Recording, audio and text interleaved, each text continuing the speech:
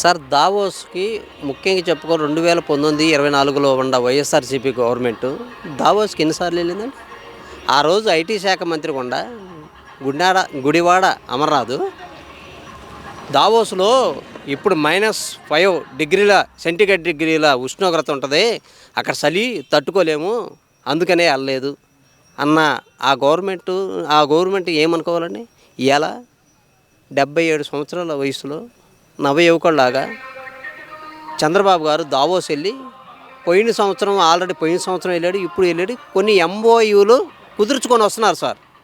ఏంటి వాళ్ళకి ఎంఓయూ అంటే కూడా తెలియదు.